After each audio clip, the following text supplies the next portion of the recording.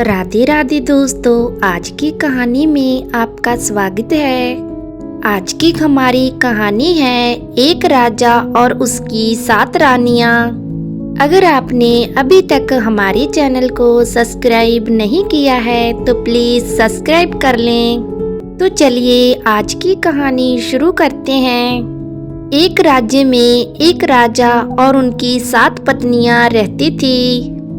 उन लोगों को किसी भी चीज की कमी नहीं थी, बस एक ही चीज की कमी थी। उन सभी 7 रानियों में से किसी के भी एक भी पुत्र ना था, लेकिन उनमें से 6 रानियां काफी सुंदर थी और अपनी सुंदरता पर बहुत घमंड करती थी। और सबसे छोटी वाली रानी दिखने में काली और सुशील थी और वह दिन भर घर के कामों में लगी रहती थी। एक दिन राजा शिकार के लिए घने जंगल की ओर चल देते हैं। कुछ देर चलने के बाद वह थक हार कर एक पेड़ के नीचे बैठ गए। कुछ समय बाद वहां एक साधु आ पहुंचा और राजा से पूछने लगे, तुम इतने उदास क्यों हो पुत्र? राजा ने अपनी सारी परेशानी उस साधु को बताई। यह सब सुनकर साधु ने एक पेड़ से आम तोड़कर राजा के हाथ में देते हुए कहा, अपनी 7 रानियों को यह आम खाने के लिए कहना।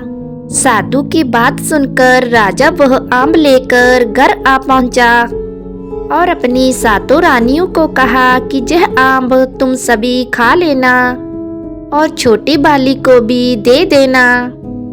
6 रानियां बहुत घमंडी थी। उन सब ने आपस में ही बांटकर आम खा लिए और छोटी रानी को इस बात का पता भी नहीं चलने दिया। छोटी रानी को उसी आम का छिलका नीचे पड़ा हुआ मिलता है। छोटी रानी ने उसे उठाकर खा लिया। कुछ महीनों बाद वह गर्भवती हो गई। कुछ दिनों बाद वह एक लड़का और एक लड़की को जन्म देती है।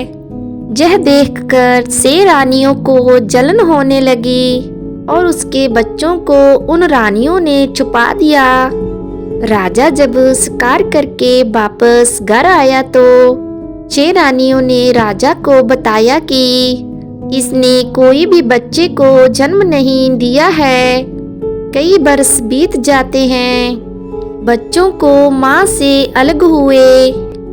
अब वह दोनों काफी बड़े हो गए थे और बिल्कुल अपने माँ बाप जैसे ही दिखते थे। और एक दिन वह दोनों बच्चे खेलते खेलते राजा के पास पहुँच गए। वह दोनों बिल्कुल अपने माता पिता की तरह ही दिखते थे, जिसके कारण राजा को पहचानने में बिल्कुल देर ना लगी। अचानक वहां पर छोटी रानी भी आ जाती है। उसने अपने बच्चों को तुरंत ही पहचान लिया और उसने सारी सच्चाई राजा को बताई। और जब राजा ने 6 रानियों से पूछा तो रानियों ने डरते हुए सारी सच्चाई राजा को बता दी। राजा ने अपने दोनों बच्चों को गले से लगाया और उन 6 रानियों को घर से बाहर निकाल दिया। राजा और रानी अपने बच्चों के साथ खुशी खुशी रहने लगे। दोस्तों, उम्मीद करते हैं आपको आज की कहानी अच्छी लगी होगी। ऐसी ही कहानियाँ सुनने के लिए प्लीज चैनल को सब्सक्राइब एंड वीडियो को लाइक जरूर करना। बाय बाय दोस्तों, मिलते हैं न्यू कहानी वीडियो में।